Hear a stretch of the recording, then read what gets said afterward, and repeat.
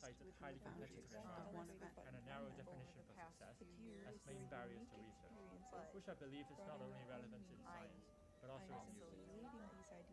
What does this broad definition As a entail? rule, my old Let's look at a few key areas discussed in this presentation. The first area is the acceptance of the open-endedness and individuality my newly of trained embodied ear knowledge. travels immediately to my intonation.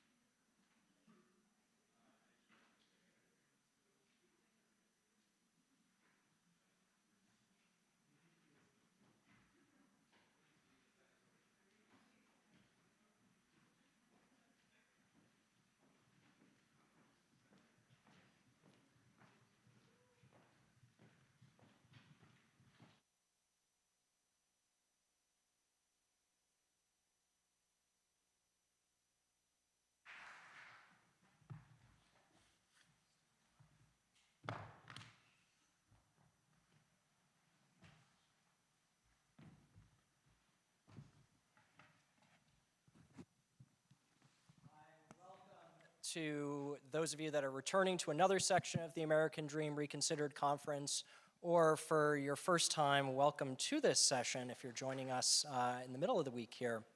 I'm Tom Kernan. I'm the Associate Dean of Roosevelt University's Chicago College of Performing Arts. We're really grateful as a college to have some of you join us this past Monday evening when students and faculty members showed us their performance and spoke in specific ways to how they live and work through their bodies as performers. We're going to continue with that discussion today in a really direct way. I'm delighted that the moderator for today's event is David Kjar, Associate Professor of Music History here at CCPA.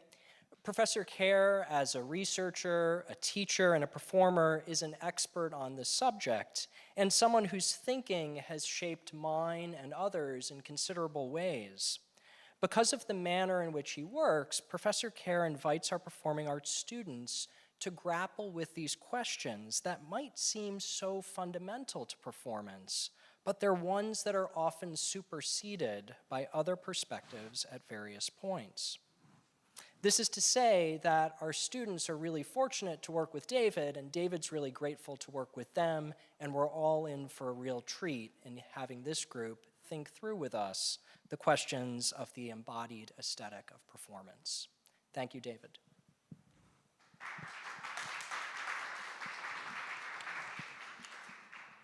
Thank you so much for joining us today. This session, and maybe session is probably the right word for what's happening here, is both informative and performative in multiple different kinds of ways today. And it's inspired from a course that we all were part of in last spring called On Performance, dedicated to looking at complete monographs or books devoted to particular topics that lie within and around and throughout and intersected with performance in different ways. We're excited to share some of our experiences with you, again, not through a purely presentational way, but also in a way that is performative and reflected through our bodies and your bodies as well. So it's very exciting. Why don't we turn to the next slide, Joe? So first of all, who are these bodies on stage? Tom introduced me a little bit, but I grew interested in this work of understanding embodiment and performance and what we do beyond my work as a musicologist, because I wanted to grapple with understanding why we do what we do and what kind of meanings are delivered and how those meanings are physically within our understanding and our beings, not as intellectual ideas, but as physical senses in very many ways. So why don't we go around and just introduce ourselves a little bit. Do you want to go? Hi, everybody. My name is Connor Feyen, and I am a second-year master's student in oboe performance. Hello, my name is Kristina Mucha. I'm an alum and also a current faculty member here. I did my undergrad and my graduate studies at CCPA. Hi, I'm Magda Travis. I'm a lyric mezzo-soprano, and I'm in my second-year master's in the voice program here. Hi, I'm Julien. I'm in my second year of master's, and I'm a violinist. Excellent. Next slide, Joe. So the first question I have for all of us to explore is why? Why this course? Why this experience? And what are some of the meanings for that? Who wants to start us off? I guess I will. I guess I'll start with what drew me to the course. I was in Dr. Kjar's silent lit class, and I got an exceedingly valuable amount of information out of it. I had spent a couple years prior doing kind of personal work and self-reflection on what it means to be a performer. I think a lot of my early training was very much based in not providing a lot of context and really focusing on perfect repetition, and that has always felt, it did not align with me. So once I started understanding different ways to look at performance through style and lit, I was really excited to see this course being offered my final semester of my graduate studies, and just diving in further about how we can expand upon what it means to be a performer in a more authentic and meaningful and fulfilling way. I had done a lot of the more practical and technical aspects of Feldenkrais or Alexander technique. And when I heard that this class was being offered, I was like, this is another way of more mentally internalizing what performance can mean for me and how I can better work with others when I perform. Well, for me, it's more of I would have to use the term cultural awakening to a certain degree. So I come from Singapore, and there are a lot of things that I feel and appreciate here in the Western world, where we have the liberty to be a bit freer with our forms of expression to a certain degree. There's always limitations everywhere. So on performance, listening to my peers and having the chance to speak my mind, have an opinion, it helped me to develop develop a level of reflectiveness, which I feel in everybody's daily life, regardless of what career path you choose, we don't really reflect. We are very busy with our careers. We just go on. And the only time we reflect maybe is when we wake up and we brush our teeth, and I don't think that's enough. Yeah.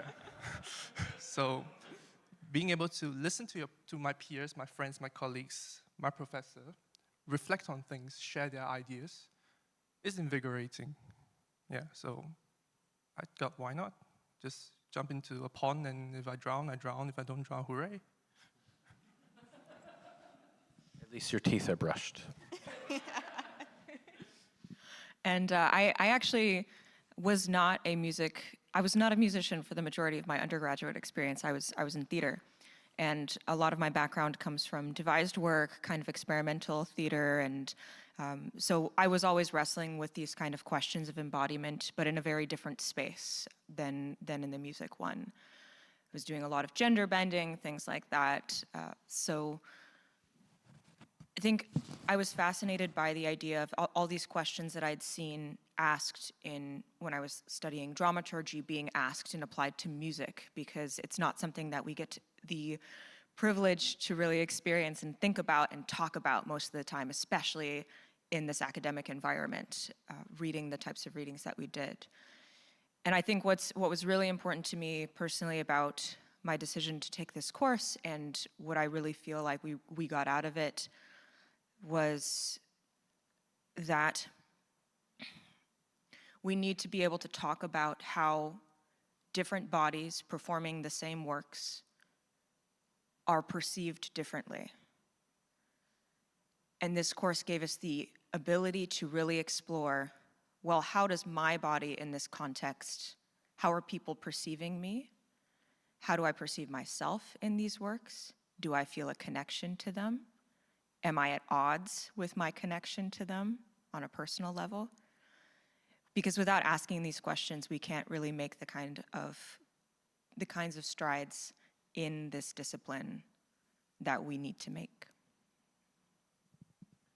Yeah, part of my ideas with the course a while ago was that I feel there wasn't enough attention on performers' bodies in curriculums, in especially music conservatory curriculums.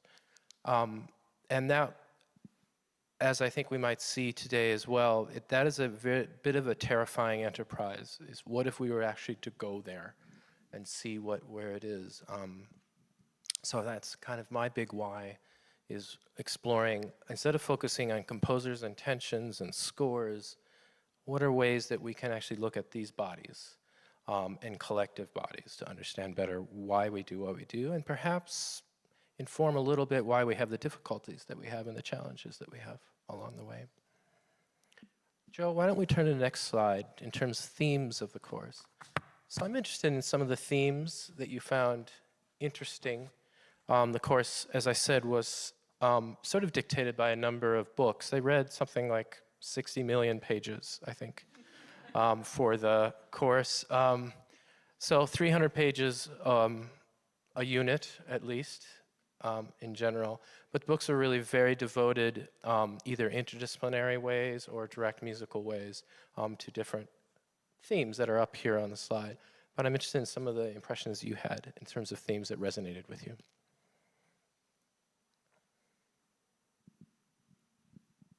I think the humanity aspects in the Chang reading that we did. So we read by William Chang, Loving Music Till It Hurts. And in that, he has a lot of discussions of how we associate personhood and musical ability.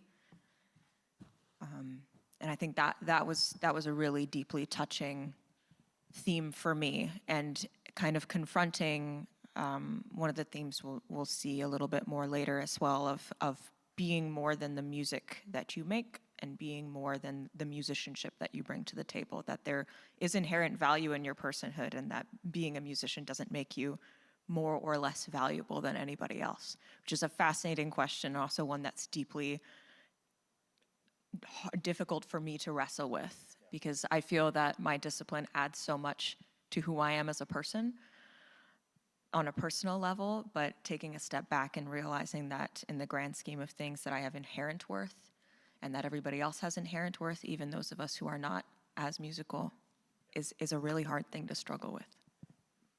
I wholeheartedly agree. Like, that was also my favorite unit. I know from being familiar with William Chang's work, I was super excited to read the whole text. And yeah, just like what Magda was saying, I've spent so much of my time placing my identity as solely my experience as a performer that it was just very like revolutionary in a way to like be introduced in academia to this concept that kind of supported my personal growth in that I am more than my performance. And just like what Magda alluded to, there is going to be a portion where we talk a little bit about our installation that we did. And I contributed a lot to the William Chang text and this idea of like parentheses self-compassion. So that was extremely meaningful and important to me as well.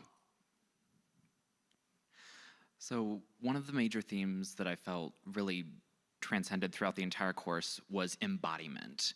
You know, a lot of us came from a lot of different backgrounds, like even with woodwind players, the way we had gone through different experience of pedagogy from all of our professors was vastly different in how we approached music. And then we would discuss a lot about opera and individuals with a theater background and operatic backgrounds. We were able to kind of see how we're a little bit more closely connected to that as instrumentalists, just like vocalists.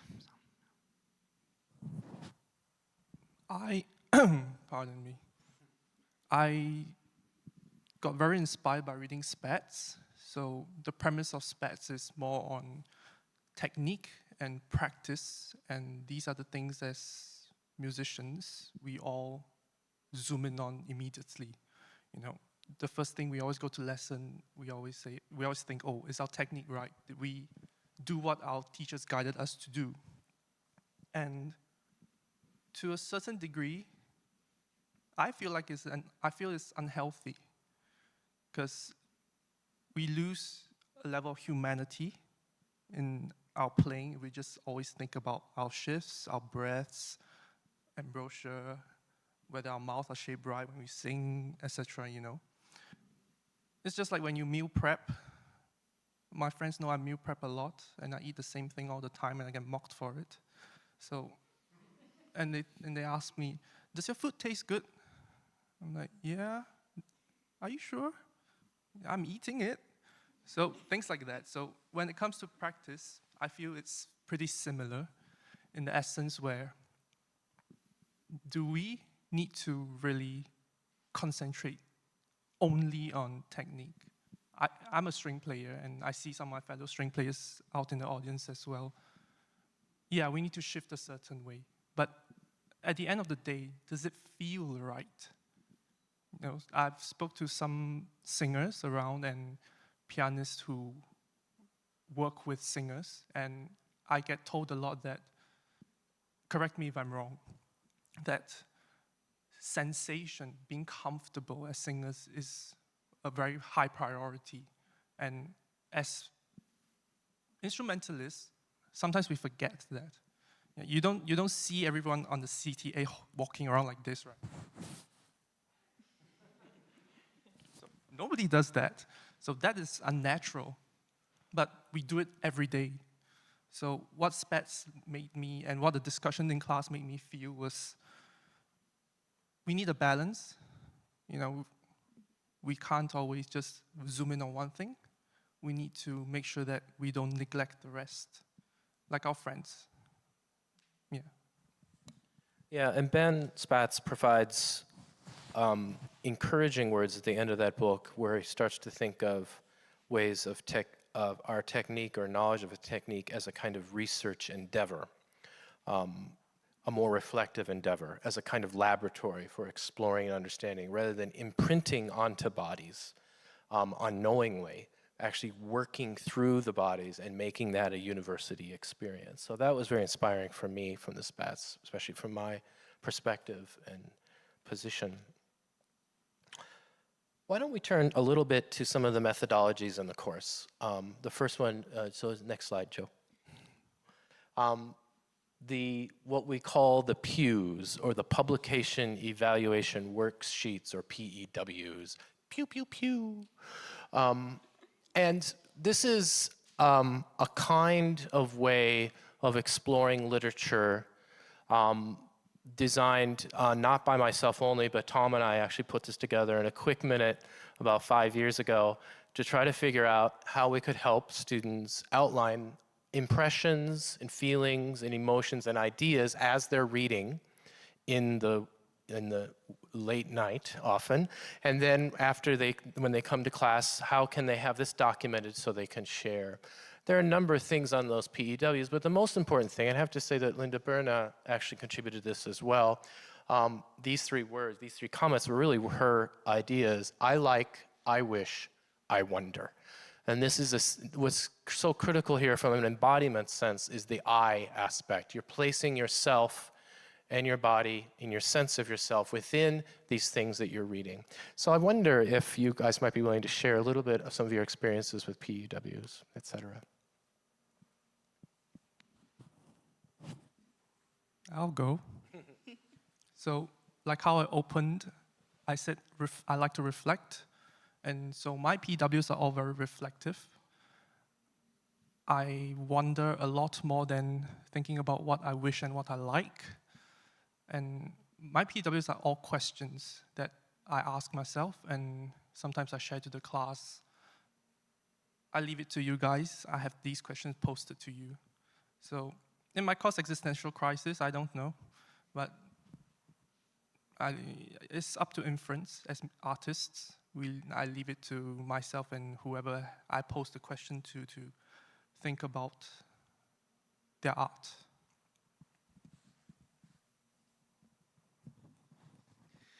So my experience in undergrad with kind of, this kind of like reflective work that we had to do, that it was very much just like, okay, just kind of sum up what you got out of the reading, just send it in. With this, it gave a little bit more of a personalization of how you were able to think about different aspects of the article, that if there was something that you wished would have gone further by the author, if there was something that you did not agree with, you were able to bring that up, and it was more of a safer space to be able to say, I have these kind of qualms with the text, but I'm still able to kind of like analyze and kind of structure what was going on in a method that fits me better. Yeah, I think the structuring kind of as you're reading to understand the text and engage with it is definitely, my PEWs tended, especially for this course, they tended to be a little bit more artistic, and so I did a lot of mind maps because I was having so much trouble just trying to linearly arrange the ideas in a way that made sense. So yeah, that little box up there is actually from I made like a comic strip when I was doing the William Chang reading because I could not follow it any other way. So I was like doing all these drawings. But I think what it did is it's a better way to process as you read than other methods that I've seen, and to kind of prepare you for the discussion and to prepare you for what it is that other people might bring up, what your understanding was of it. And I think the fascinating thing also was getting into the space to have the discussion about after doing the PEWs and realizing that people had completely different takes on the same material. That was really fascinating. So, yeah, completely agree. I think my PEWs definitely, I think, more closely align with what Connor's saying in terms of like organization. I've been doing PEWs for a long time, so I definitely was really comfortable and appreciative of the kind of organization. I thought it worked really well for me. And yeah, it did have a lot of room to expand upon. I really like to pull a lot of quotes and put them in my PWs, highlight them in different colors based on level of importance and what I really felt passionate about bringing up in our class discussions. along with some little commentaries or questions. PAWs could be double layered. So they fill these out on their own, and they bring them to class. They show them to me so I see that there are words on it. And then they add to them as the discussion goes. So there's a multiple layering of transformation through the PEWs. What's nice about it, I think, as well, when I look at those, is there are things that are on there that were never spoken, but you can write them there, and they're there. And so it has multiple kind of safe spaces for exploring something. We can't go to the next slide right yet. We need to do the ARP is the next slide. We can go to the next. Yeah. We can, it won't start? Yeah, that it won't start. Okay, can we do the next slide, Joe? Yeah. Oh, yes, perfect. So actually, Magda, do you want to explain this a little bit? Hi, this is an Audacity file. So after we had the class discussions, we would do audio reflection papers, which was an alternate way of engaging with the text and kind of providing our own commentary or doing our own little musings. And it was in the medium of audio, which we're all musicians. So you'd think that that would come naturally to all of us. It did not come very naturally to me. I don't enjoy hearing my own voice on recordings. So it was really difficult. Actually, the audio reflection papers were really hard for me. The cool thing about them, though, is that later on in the process, you know, we would bring back these audio reflection papers, and we would have these little small group meetings where we would listen to all of them on a given text and kind of talk about what stood out for us, what we liked, what challenged us. And then as the semester went on and we processed which ones were really important to us in our groups, we made decisions about which ones we felt were important to present. And so what you see here is actually 3 separate ARPs. We have one by Hobart, one by Leandra, and one by Sada. And they were all based on a reading that we did actually of yours, Dr. Kjar, on liminality, on first, second, and third space, which is too complicated for me to explain. I still don't get it. Yeah. So the ARPs come out of the field of artistic research. So instead of submitting written papers, you use other methods to express your ideas. One of the benefits of an audio reflection paper is you not only have your voice as your voice, so it's an embodied presentation of your thoughts and ideas. I'm not reading some text on a page and imagining Magda's voice. I'm actually hearing her voice and how she's delivering that.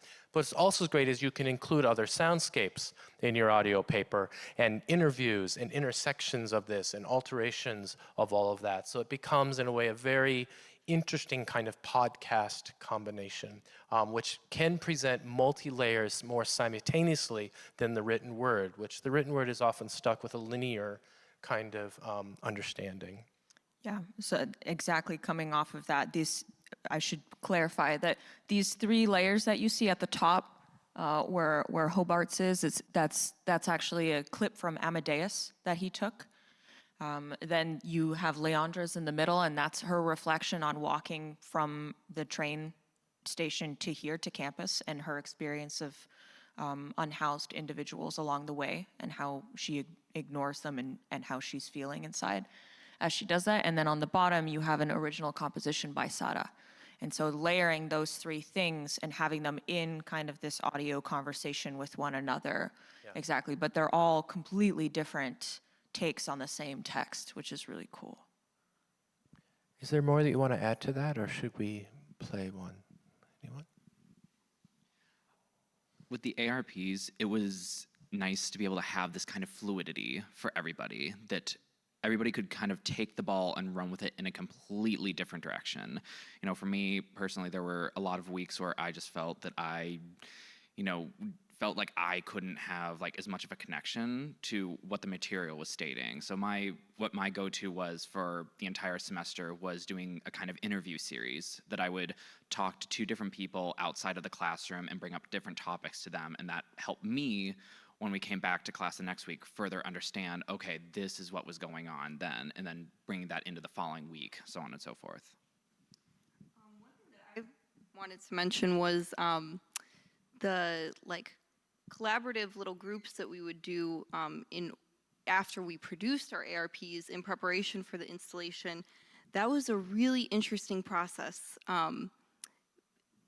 It was very fascinating from like a social standpoint, because everyone, I think to some extent, was, you know, they're very vulnerable pieces of yourself that you are sharing with the class, and that can be a little uncomfortable and a little scary, especially at first to navigate.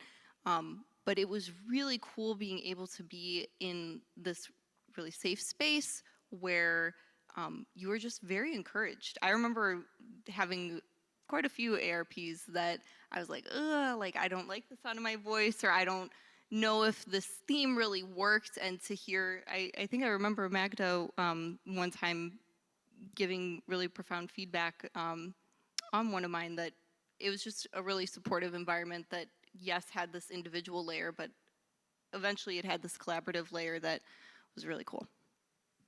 Yeah, I really liked how personal your ARPs were. And it was, Thank you. yeah, it was very intimate, is what I remember, and it was just, you know. Julien, did you want to say anything, or? Well, I feel like I'm the oddball amongst the the four of us who were in the class, because my ARPs are a bit questionable. Yeah, those people laughing in the audience, who are my friends, you know what I mean. My humor is a bit twisted, very dark. Yeah, so I didn't base my ARPs on anything musical. Rather, I based it on things that could happen in your daily life. So I was inspired to do all my ARPs this way from, if I'm not wrong, by Sir Simon Rattle. He said something along the lines where there's no life in your music if you don't have a life, something like that, you know? We as students, our best friend is the practice room. I think we stay there more than we sleep in our beds sometimes, especially if we have, unfortunately, 9:30 a.m. classes. So because of this, all my ARPs are based on my twisted humor and whatever inferred themes I have from the books. So when we had the discussions, and I hear people listening to my ARPs, I hope they don't hate me. Yeah. I will share also one ARP that I did, because I think it'll set us up pretty nicely for the next one. So one of the texts that we read was on Don Giovanni, and just the different ways that it's been reinterpreted. So it was taking a look at the performance practice of Don Giovanni and using that as the basis of looking at the history, rather than more traditional forms of studying that work. And at the time, I was learning Batti Batti. And so I was a little inspired by some of the things that were happening. And I decided to, just in the sense of that embodiment, I realized that my experience of the words that I was singing and the way that the music had been set didn't seem to match, just emotionally, and there was a sort of disconnect between them. And so I took Mozart's music and I put it in a minor key, and then I sang that for one of my ARPs, which was something that, it was one of those moments that I felt like that moment gave me a lot of agency, even if it wasn't going to be something that I could ever perform and remain in good standing as a vocalist, because you don't change Mozart's music. But I think just the practice and the ability to do that was very interesting, and the ability to say, like, you know what, in my body and in my experience of this is actually the emotional stakes for Terlina are very high in this moment, and this is not a good time for her, and it doesn't feel major to me to be able to perform it that way, which I think ties in very nicely to the next slide we have coming up, because we have Leandra's slide coming up.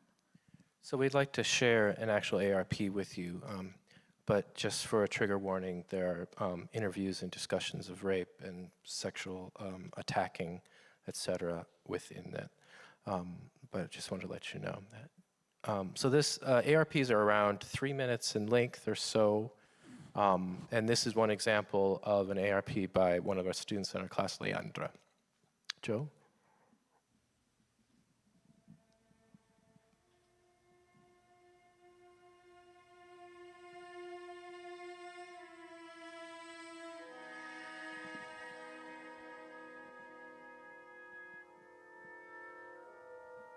Why do we continue to hold a space for the embodied technique of two highly influential yet incredibly problematic men? Wagner wrote an entire essay showcasing his anti-Semitism. However, orchestras today continue to perform his works. CCPA's symphony orchestra is even playing Tristan und Isolde.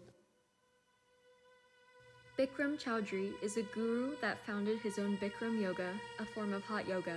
In the mid-2010s, he faced numerous allegations of sexual assault, rape, racism, and homophobia, often during his yoga teacher trainings. See what he wanted to share with me, and he grabbed the back of my head and started to kiss me. I immediately pulled away, and he said, it's okay, and then he grabbed my head and pulled me back in and like stuck his tongue in my mouth, and I was trying to pull back, and I was able to create some distance from him, and I said, Bikram, I don't want this with you. And he said, okay, yeah, I'm sorry, it's okay.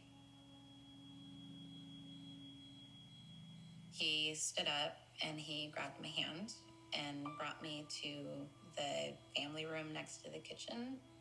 And I thought he was going to apologize and say that he was sorry and it would never happen again. Instead, he lifted my skirt, he pulled down my underwear, and he pulled down his boxer shorts, and he raped me. Many yoga studios in Chicago still practice hot yoga despite the allegations. A studio in West Loop even carries the name of Bikram Yoga.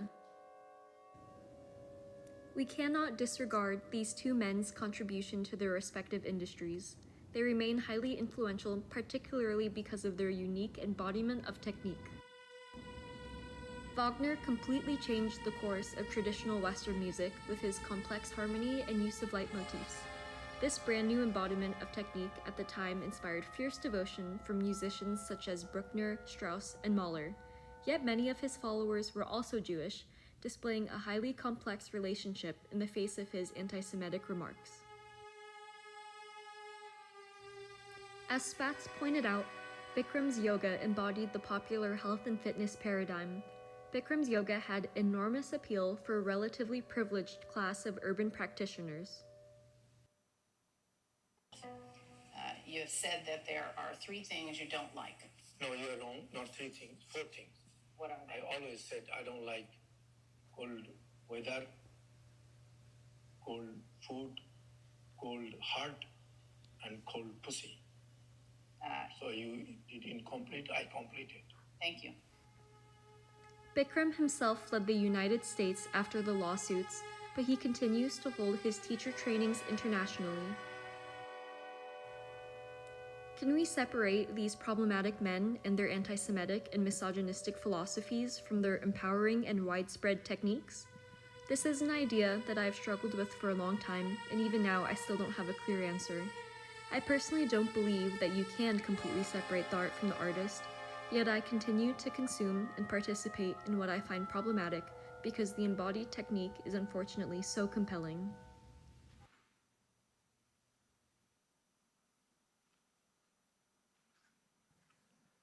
So, what is particularly compelling about the process of that APR is that, or ARP, is that the book was written before the charges came out against him. So this is a case of a student taking ideas out of a book, applying them, the hot yoga ideas out of the book, applying them to Wagner, and then reshaping the hot yoga context within the more political context of the charges of the time, and then reapplying. So that's one of the more, obviously this area is very disturbing, but it's also very cyclical in the ways it's understanding and processing and trying to work through something. I don't know if you guys want to speak about that or anything else. Well, personally, what we can learn from this and what I have learned from this is uncomfortable things need to be brought up. We cannot always sweep everything away just to not be awkward or not be embarrassed, even if things are hitting too close to home, you know? So, like the recent conflict between Palestine and Israel. So there was this Pete Davidson. He had a monologue before one of the SNL episodes recently, and I watched the monologue. It was about 2 minutes, and it was touching. At the same time, it was also educational for me. I think most of you know that his father died because of 9/11 when he was 7. So if anyone, I think he's one of those that can speak on the matter, because after all this conflict is so messy and chaotic. And he said something which struck me, that it took him a while to get over it, to move on, but how he moved on was he had to accept it. You know, some things happen, and his mother actively tried to get him out of it, you know, although she was in pain as well. So she would rent comedy for him to listen to in the car or to watch. And he said that a year later, he started to laugh again. His mom realized that, hey, he was laughing.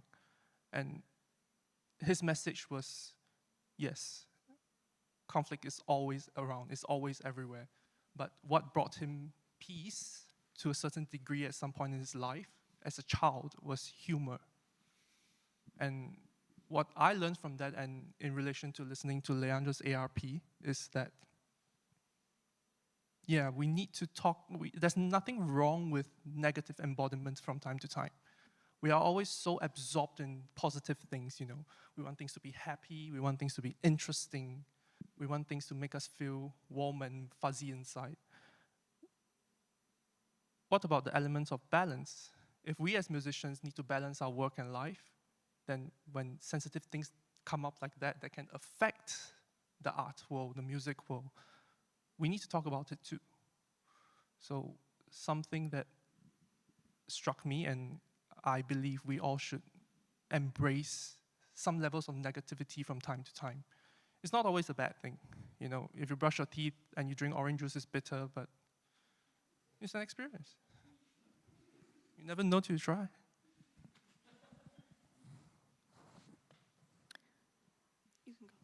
Yeah, I mean, I think that her ARP really speaks for itself, and I agree with you, Julien, that we need to be able to, we need a safe space to talk about things like this, because negative things do happen, and I just feel really honored and privileged that we had the opportunity to discuss themes like this in a classroom with peers in a moderated way, where, you know, it's engaging with those ideas is important, because otherwise we run the risk of shoving them under the rug, or of somebody not knowing how to come forward with something in the moment.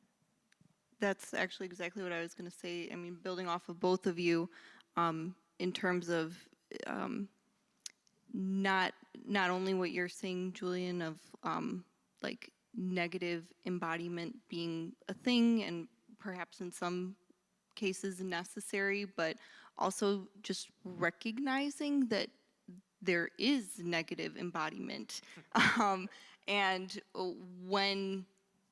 just like how to work through that and sort that out, and just what Magda was saying, like come forward in the cases where that's not a positive experience. Yeah, and I think understanding our performance through an embodied sense enables us to approach some of these things with a new sensitivity. Instead of thinking of a kind of universal body that you are supposed to take on, just play Wagner beautifully.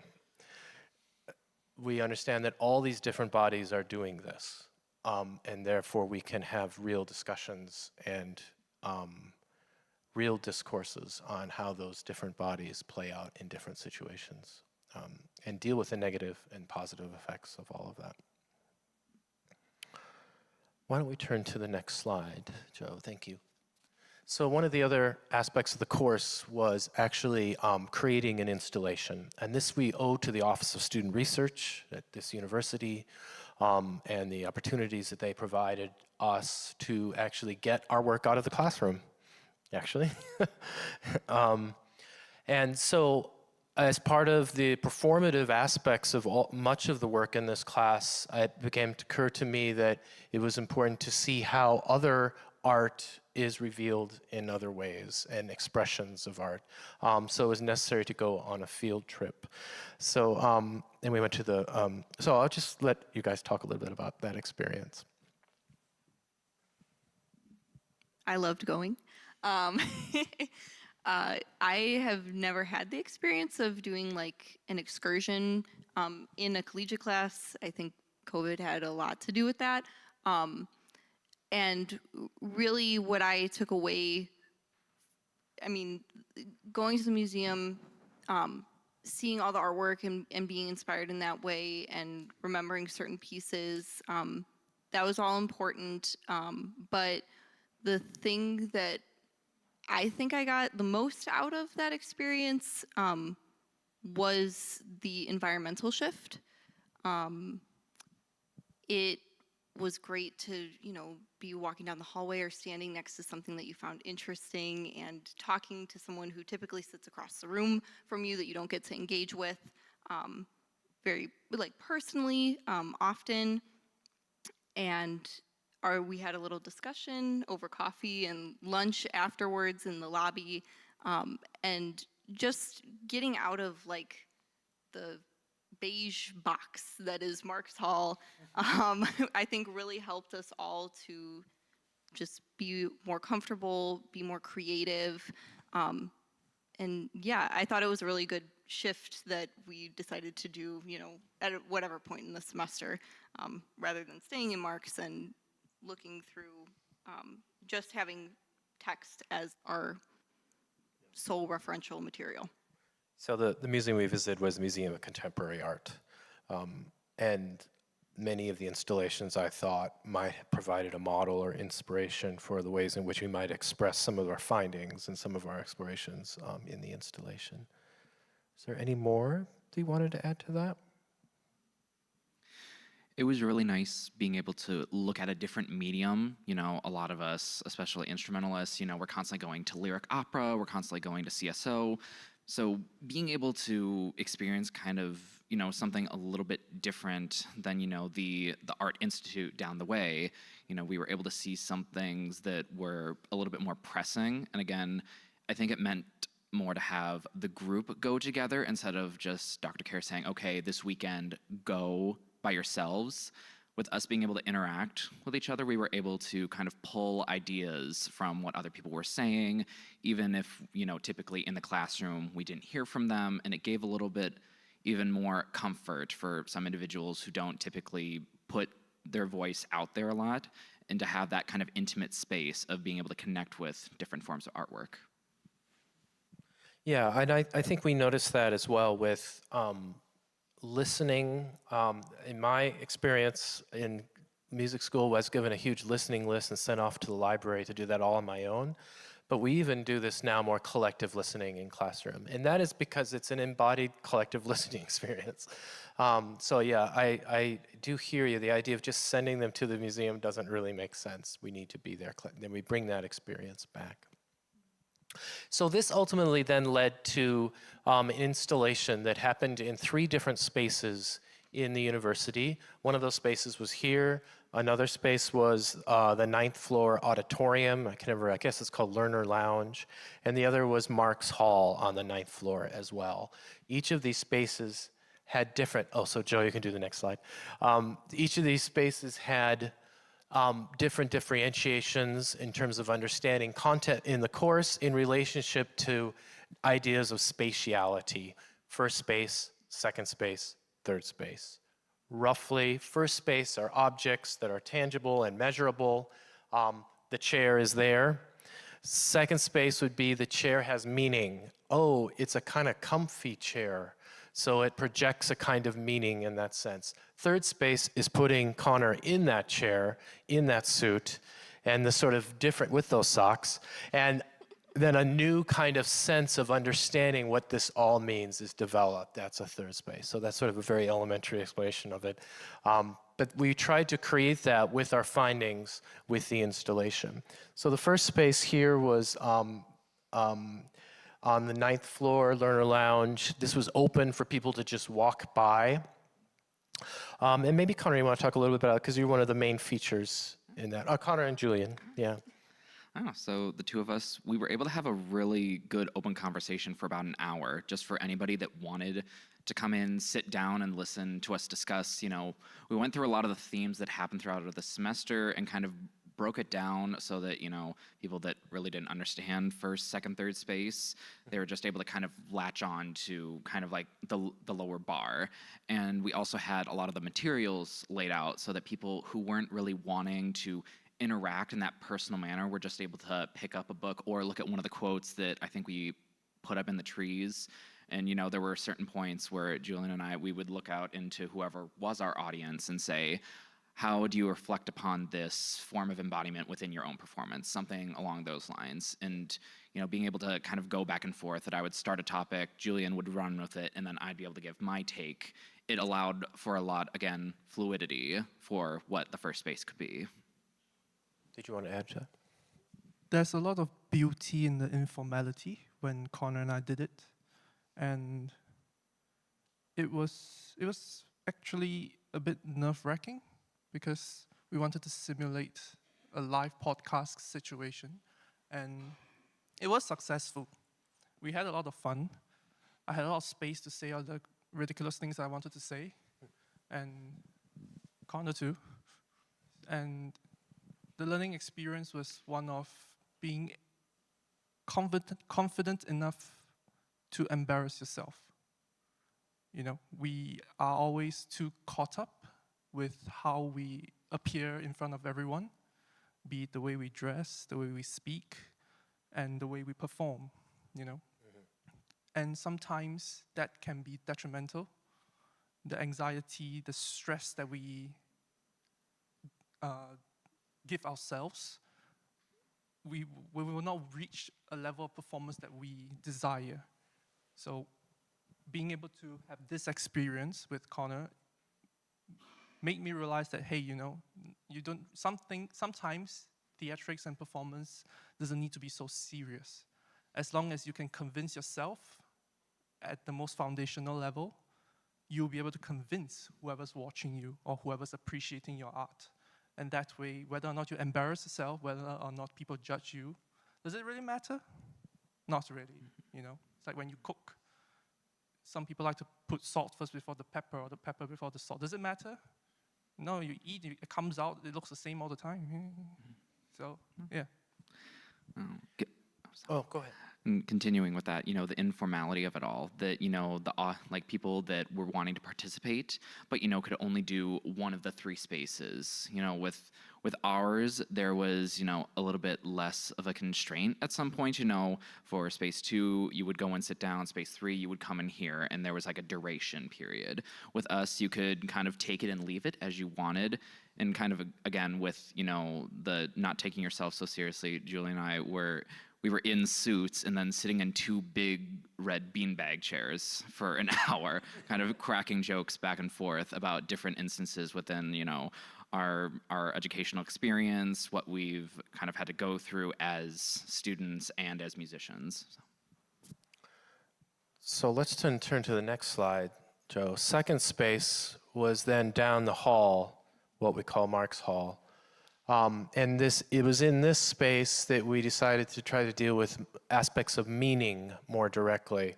Took ARPs and smashed them together and created little installation windows and put chairs in front of the windows in Marx Hall. These annoying windows that let way too much sound in suddenly became the thing that we really became a positive aspect, and asked people to write things on the windows, etc. People would sit in the windows with their ear pods and then listen to the different installation mix mashups, basically, along those lines. What we wanted to do as sort of an experience for that, as a sort of shared embodiment, is to actually perform a live ARP or a kind of live experience. In this space, you actually were given props to use in connection with the mashups. So we, Julien has volunteered to perform an ARP live for us. Should we do that? Can we have the next slide, Joe? Do we need to hand out the props? I will get your... Okay. So while Dr. Kjar and Connor hand you the things, so a little precursor to the ARP, you will experience a bit on a very tame side of my humor. I didn't memorize it, so I'm going to read it off my iPad. And you're going to learn how to hold chopsticks. And coincidentally, I have a chopstick in my hair, so I guess it works out. Okay, I'll come nearer to all of you. So,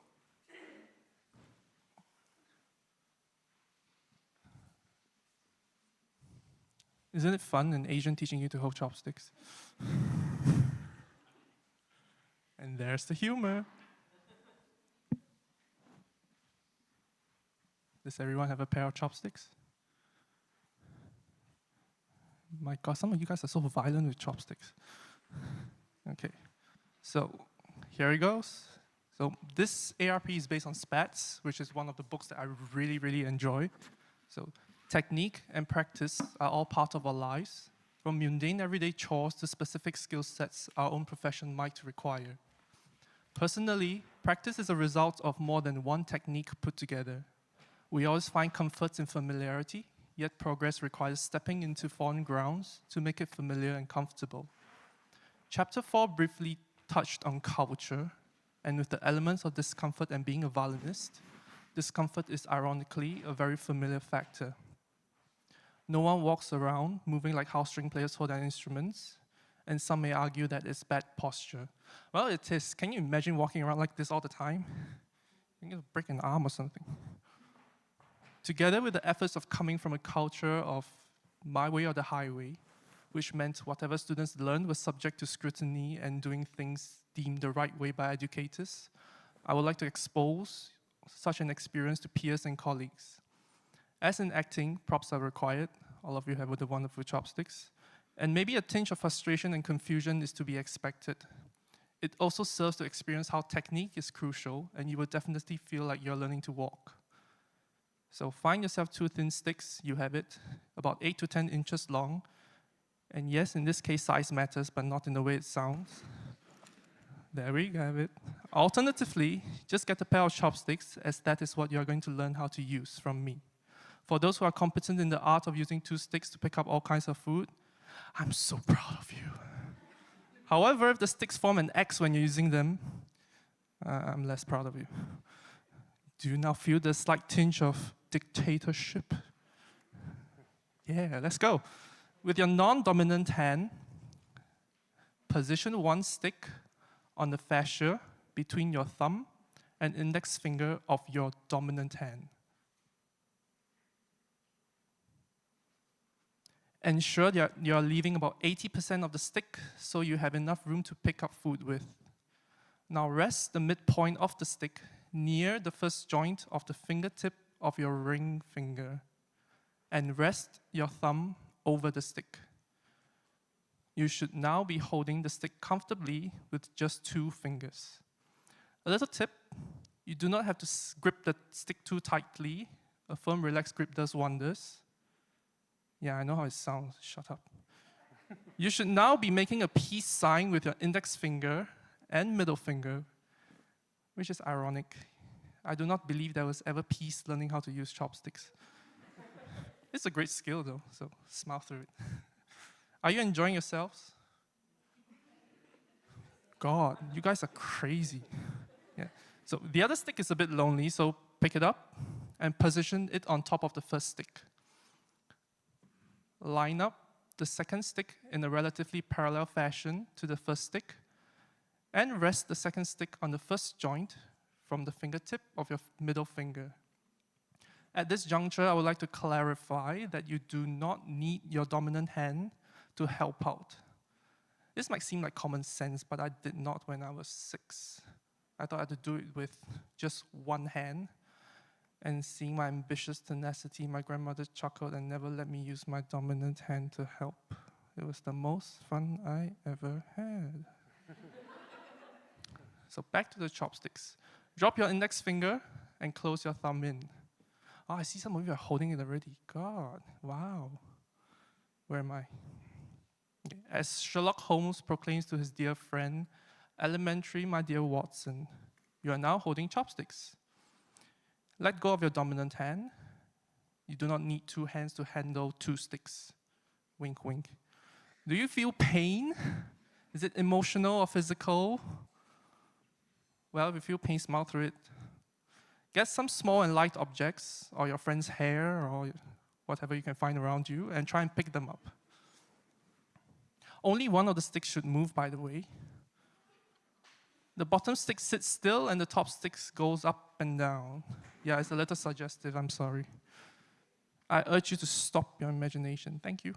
To move the top stick gracefully, push down lightly with your index finger, raise your middle finger, all the while using your thumb to maintain the alignment. You should hear clicking sounds as the chopsticks meet. Click your chopsticks. There we go. However, if you drop the chopsticks trying, I will click. So failure is not an option. So there you go. That's how you hold chopsticks, and you should be able to use them well from now on. Practice, show off to your friends. I guarantee no one will care. Enjoy your chopsticks.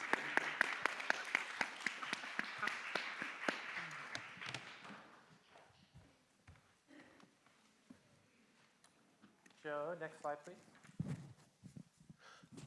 So the final space within the installation was titled The Third Space and was here in Gans Hall.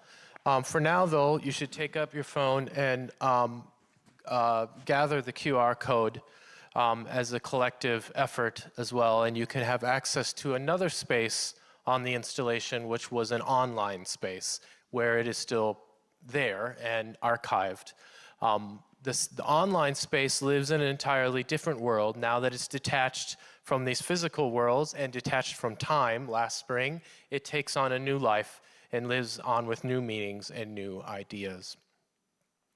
The inspiration for the third space came out of Julien Ng's book, where he talks about the role of auditions and what are often called blind auditions. In the sense, if you don't know about this, many auditions, or almost all auditions in orchestras now, are done with a screen that in some way makes sure that those critiquing the audition or judging the audition can't see the performer performing the excerpts or the music that's required to win the audition. And this was designed some years ago because orchestras and members of orchestra were making very gendered decisions, consciously and subconsciously, about who should be in the orchestra. And it was deemed at the time as an advancement in equality and equity. And there was statistically evidence for that. William Chang puts a different spin on it. And he says, put performers behind screens too habitually, and we might forget why we need to do so in the first place. And it's a wonderful, interesting way in which Chang thinks about music, thinks about intersections of society and music, and that sometimes as artists, we come up with solutions that we think we have now created equity and equality. And this was an area that we really wanted to pursue in an abstract way for those attending the installation. Is there any more that you wanted to add about that before I describe the third space? Did I miss anything? Okay.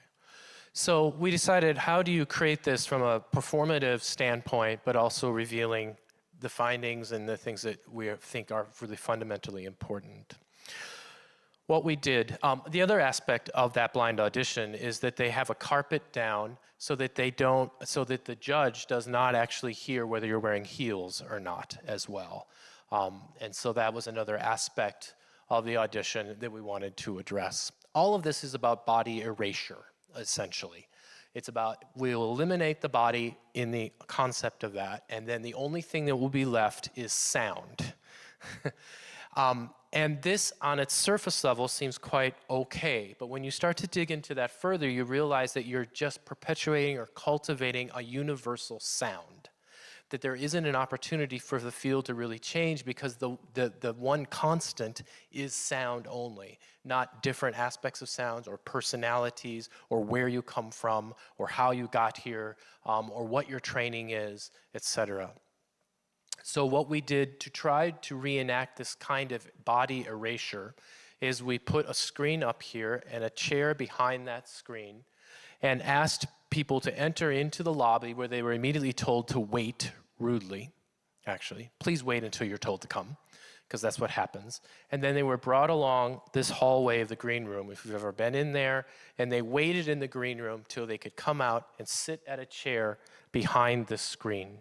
In this chair was a statement that they would make. And I'll share that statement with you in a minute on the video. Once they would make that statement, they would walk out from behind the screen and sit in the audience and then listen to others make that statement as well. And that's how the installation closed.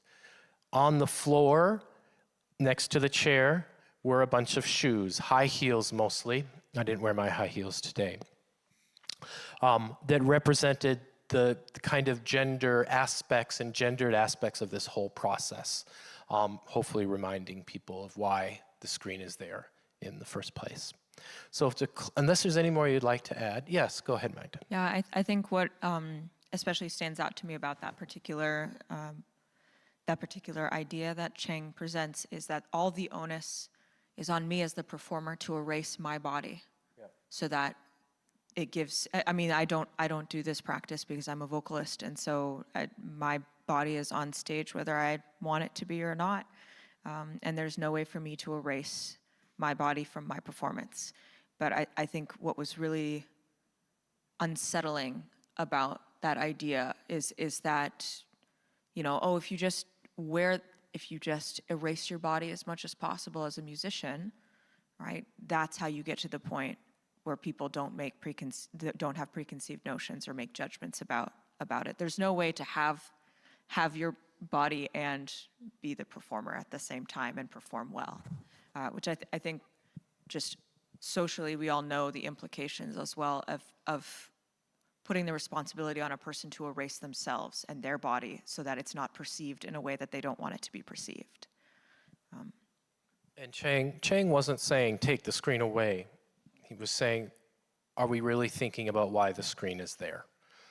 So I just want to be clear that it's not a straightforward argument in any way. It's a very complex way of thinking about things and a challenge put to us to continue working on that. So to close, we just want to share a little compilation video of that. It's not going to take you through the whole experience, but it is a way, it's another sort of transformation of that experience into a kind of new kind of art object in various ways. So Joe, if you can play the next slide.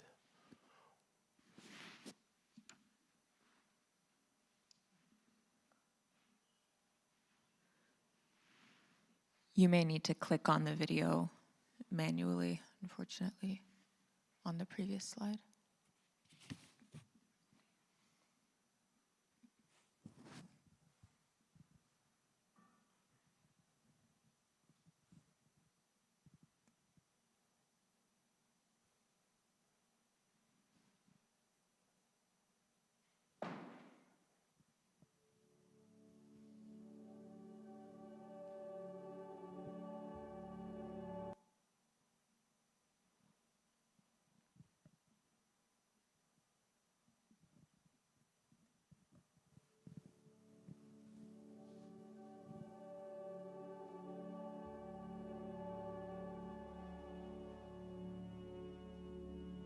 This is the sound of my voice.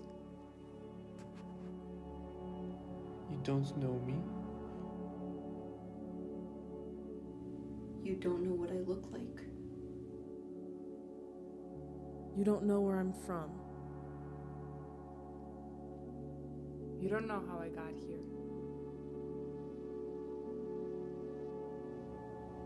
This is the sound of my beautiful voice. Of my beautiful voice.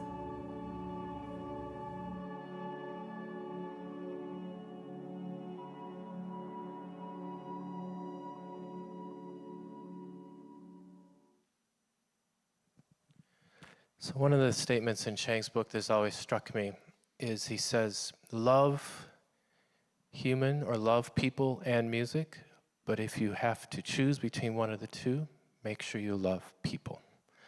Thank you so much for joining us today.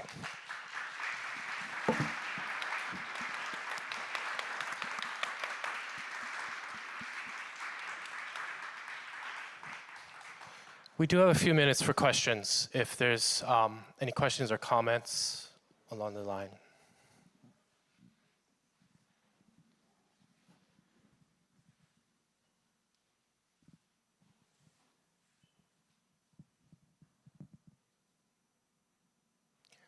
Sure. Hi guys, thank you for being here, and thank you for all that you just did.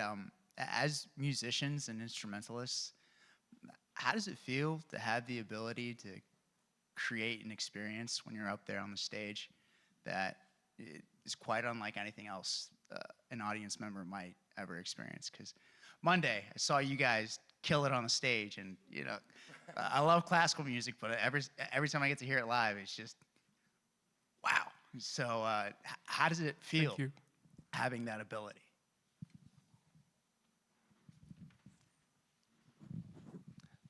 I guess it's surreal, you know, and being musicians, we always seek perfection, which is not possible, but being able to share something that is not exactly tangible and having people, creating emotions in people in the audience. So to me, music is a language which has no words. It's just sound. And however you perceive sound, however it affects you, makes you think of memories. So being able to evoke that in people, it's touching. Being able to be in the space of performing, it's a privilege. And to be able to work with people, to me, I'm just fortunate to be able to do that. Yeah. I think it's quite fun. I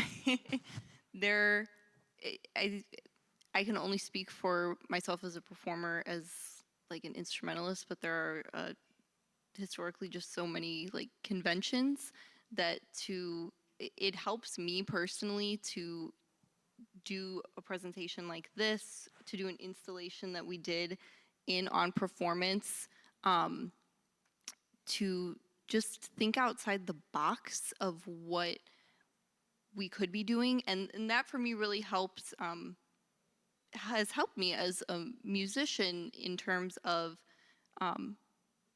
being more mindful of what kind of decisions can I make, what am I trying to tell the audience, and what decisions do I alone need to make in order to convey that. And sometimes that strays away from what some might perceive or expect. One of the major aspects that, had been present with me from before I took this class, but especially now afterward, that, there's a different, there's a very much embodied difference between making music and making notes. That when we are in this performative space, this, for me, there have been a couple of moments where, I feel weightless, that when I have achieved something with my colleagues that we've worked really hard on in orchestra, in chamber, even in solo performance, that we have that moment of our own gratification where we give ourselves our own pat on the back, that I think that that is a very beautiful and wonderful thing that we can give to ourselves as musicians, artists, performers. Other questions? Sava?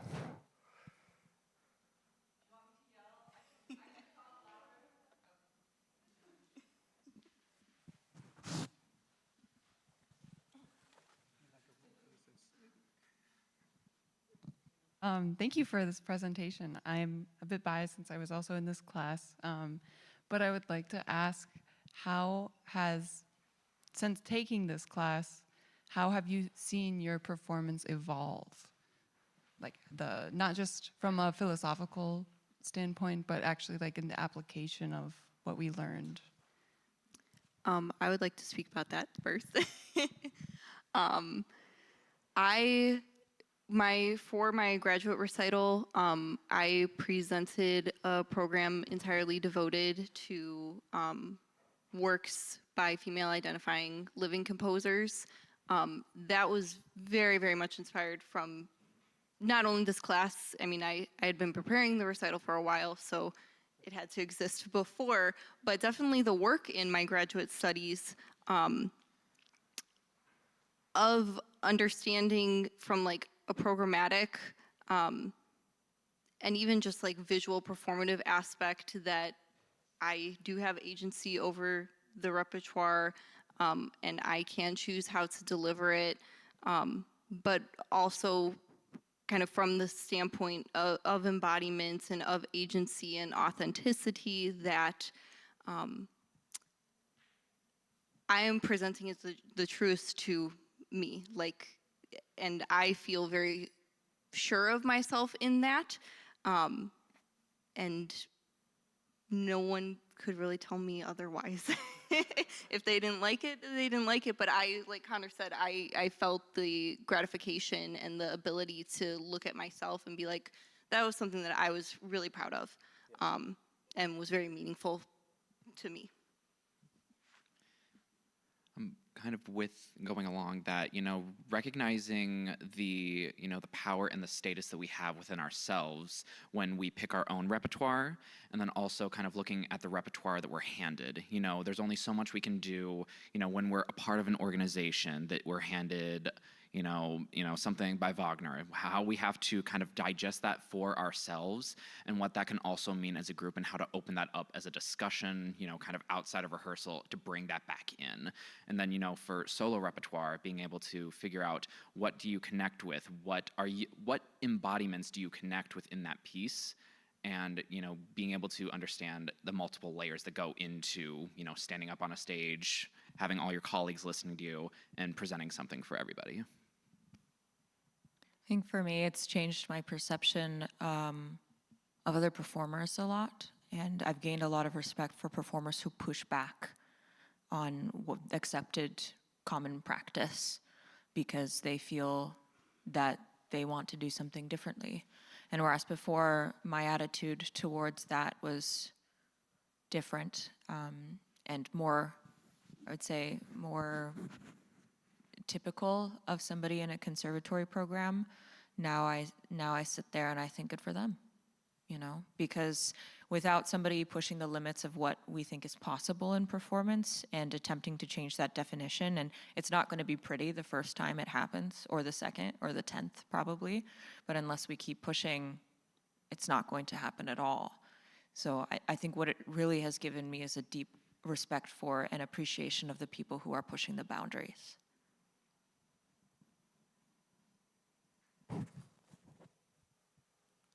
Any other questions? We have a class. Thank you so much for joining us. This is really great. Thank you. And thank you, guys.